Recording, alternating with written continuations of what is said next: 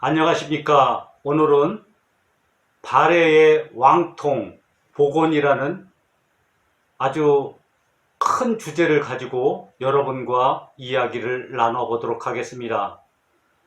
발해의 역사에 대해서 그 실체를 이해하기 위해서 노력한 사람 가운데 유득공 선생이 있었습니다.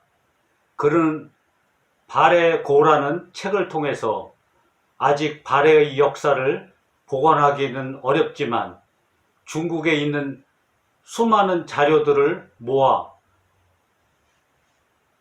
그를 바탕으로 누군가가 발해사를 복원해 주기를 원하고 있었습니다. 사러리 사러리 로또 사러리 사러리 라따 폼쌤TV 유득궁 선생의 발해고가 되겠습니다. 첫 부분은 군고라 하여 임금들에 대해서 소개를 하고 있습니다. 첫 번째로 척천무에 의해서 진국공으로 불린 걸걸중상에 대한 소개가 있는데, 걸걸중상은 성이 대시이고 속말말갈 사람이라고 하였습니다. 위키백과에 정리된 발해의 역대 왕들의 이름이 되겠습니다.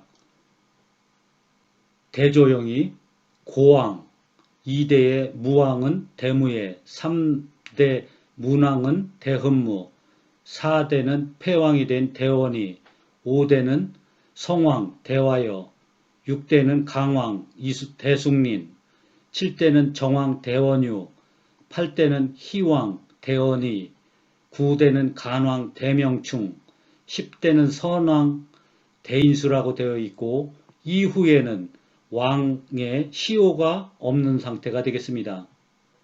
왕들의 행적을 소개해 보도록 하겠습니다. 고왕 대조영은 영주 탈출 후 당의 추격군을 격퇴하고 고구려 유민과 말갈족을 모아 발해를 건국했다고 하고 있습니다. 무왕 대무에는 이난이라는 연호를 쓰고 있었고, 대장 장문유를 보내어 수군으로 당의 등주를 침공하고 거란 해와 연합하여 요소 마도산을 침공하였다고 하였습니다. 그리고 당현종은 대무예의 동생 대문예를 보내 발해를 공격하고 신라도 협조하였으나 폭설로 많은 군사를 잃고 퇴각하였다고 하였습니다. 그 뒤에 문왕은 대흠무인데 상경으로 천도하게 됩니다.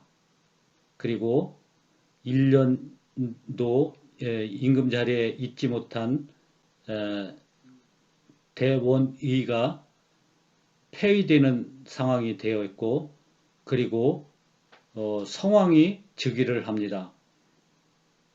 이후 조카인 성왕을 내치고 강왕이 즉위를 하고 강왕의 아들 셋이 나란히 왕위에 오르게 됩니다.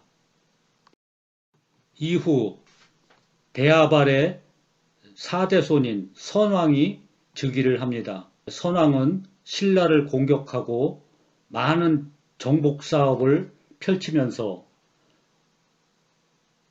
발해를 해동성국이라고 불리게 합니다. 그리고 대이진, 대건왕, 대연석, 대위해, 대인선에 이르러 거란이 침입하고 발해가 망하게 되겠습니다.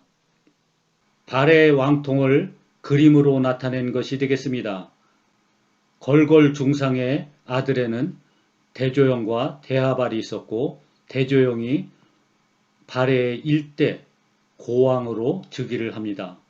이후 아들 무왕 대무예가 즉위를 하고, 이후 문왕 대흠무가 즉위를 하게 되겠습니다. 문왕이 56년간 제외하고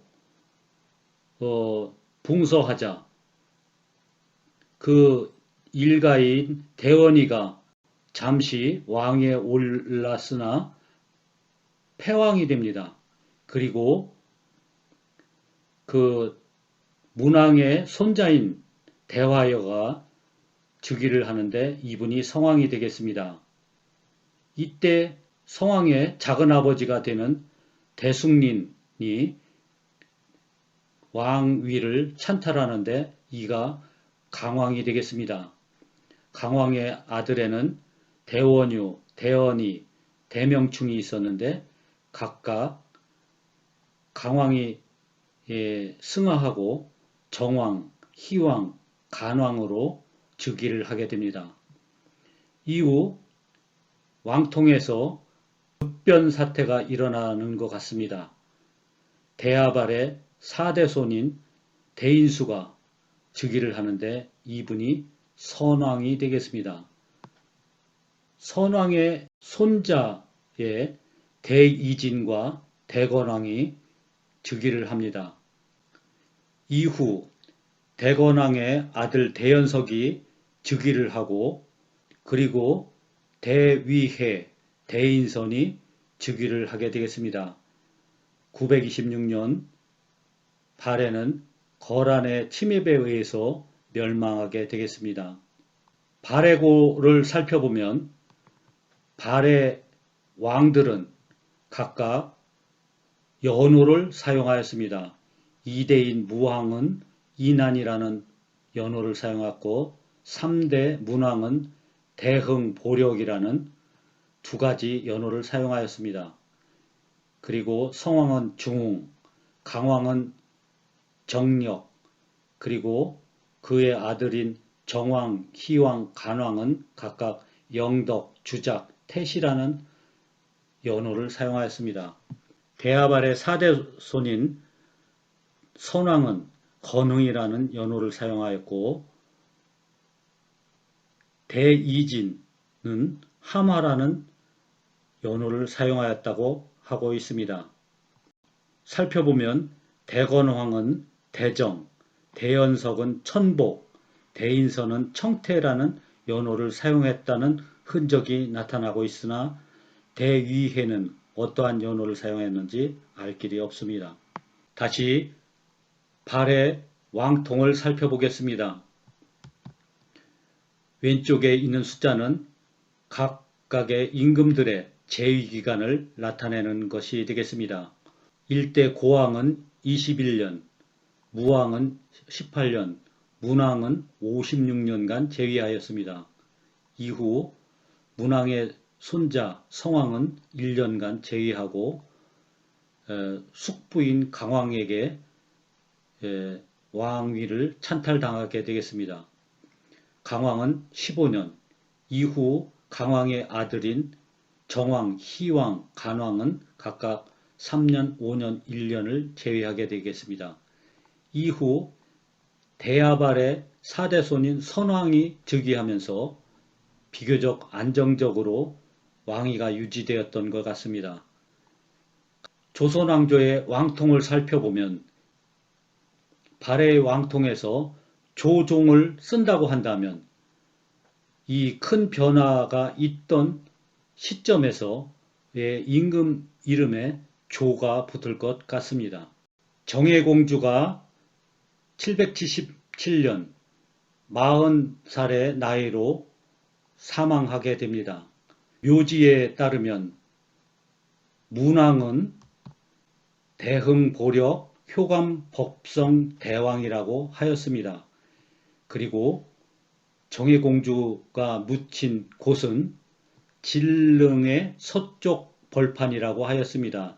진릉은 아마도 무왕의 능침일 가능성이 있습니다. 발해 임금의 시호가 한 글자로 되어 있다는 것은 매우 이상합니다. 조선왕조 때 명나라에 대한 외교 양식을 소개토록 하겠습니다. 태종실록에 따르면 고려 예종을 고려 예왕 왕후라고 표기하고 있습니다. 아울러 공민왕은 그냥 공민왕 왕전이라고 하였습니다. 그런가 하면 태조 이성계에 대해서는 강헌왕이라고 하였고, 그리고 태종 이방원에 대해서는 공정왕이라고 표기하였습니다. 조선왕조 때 중국에 대한 외교문서의 성격을 살펴볼 때 당나라 외교문서에만 남아있는 발해 임금들의 시우는 묘호를 반영하여 만들어진 이름이라고 할 수 있을 것입니다. 묘호는 조나 종으로 쓰는 그러한 이름이고, 조와 종으로 되어 있지 않은 임금의 이름은 그냥 시호라고만 하게 되겠습니다. 그런 편에서 발해 임금들의 묘호를 정해보도록 하겠습니다. 대조영은 고조라고 부를 수 있고, 무왕은 무종, 대흠문은 문종, 그리고 대화연은 성종, 그리고 조카의 왕위를 찬탈한 대숭리는 강조, 그의 아들들은 정종, 희종, 간종이라 부를 수 있을 것입니다. 대하발의 사대소는 선조, 그 이후의 이름은 역사에 남아있지 않아서 정하기가 어려울 것 같습니다. 다음은 조선왕조 실록의 모습이 되겠습니다. 태조실록은 태조 강원대왕 실록이라고 하였고, 세종실록은 세종 장원대왕 실록이라고 하였습니다. 앞서 살펴보았듯이 태조는 명나라와의 외교문서에서는 강원왕이라고 하였듯이, 세종이 승하하고 명나라에 보낸 외교문서에서 세종은 장원왕이라고 하고 있습니다. 이러한 점을 고려할 때 문종 임금을 앞서 대흥 보력 효감 성법대왕이라고 하였는데, 이는 생존의 이름이라고 한다면 묘호로는 문종, 대흥 보력 효감 성법대왕이라 불러도 무난할 것 같습니다. 아울러 선조 이후에 임금이 정해지지 않았는데, 태천태씨의 족보나 다른 문적들을 살필 때 대건황은 원종, 그리고 대연석은 경종이라 불릴 수 있을 것입니다.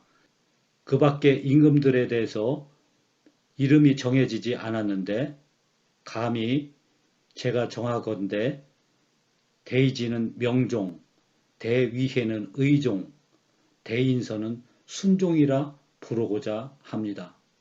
저는 본디 지질학자이기 때문에 발해의 멸망과 화산 분화의 관계에 대한 말씀을 한 말씀 드리고자 합니다. 70년대로 기억하는데 어느 역사학자가 이런 말을 했습니다.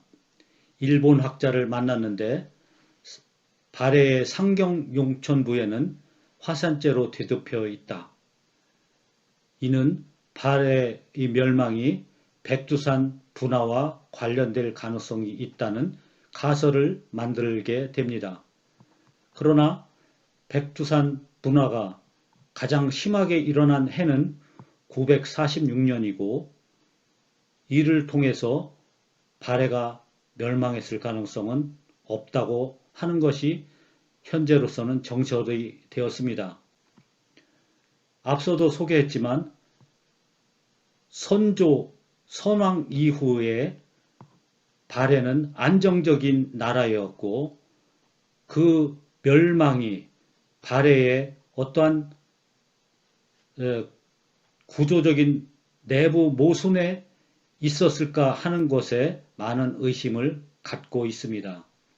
물론 요사를 보면 발해의 중심 세력들이 많이 거란에 포섭되어 체제가 붕괴 직전이었다는 말도 하기도 합니다. 일본 학자가 제기했듯이 상경 용천부에 화산재가 덮여 있었다는 것이 맞는 말이었다고 한다면 상경 용천부 서쪽에 어떤 화산이 분화하여 이를 촉발시켰을 가능성을 배제할 수 없을 것 같습니다. 이 또한 현재로서는 가설에 지나지 않을 것입니다.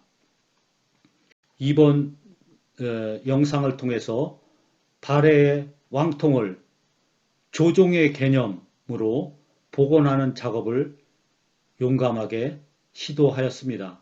물론 이 또한 가설에 지나지 않을 가능성이 있으나 고려 왕조나 조선 왕조를 비교해보고 동시대의 송나라나 거란을 비교해보면 발해는 분명히 왕통에서 조와 종을 쓰는 묘호를 쓰는 황제 국가였을 가능성이 있습니다. 그리고 선왕, 선조 이후에 왕통에서 왕의 이름들이 증발이 된 것은 당나라가 혼란스러웠고 아울러 해동성국을 고가한 발해가 강성하여 비교적 외교문서를 많이 남기지 않았거나 당나라에서 혼란한 상황에서 외교문서가 많이 남지 않아 왕들의 묘호가 남아있지 않았을 가능성도 있습니다. 시청해주셔서 감사합니다. 유익했다면 구독과 좋아요 잊지 마시기 바랍니다.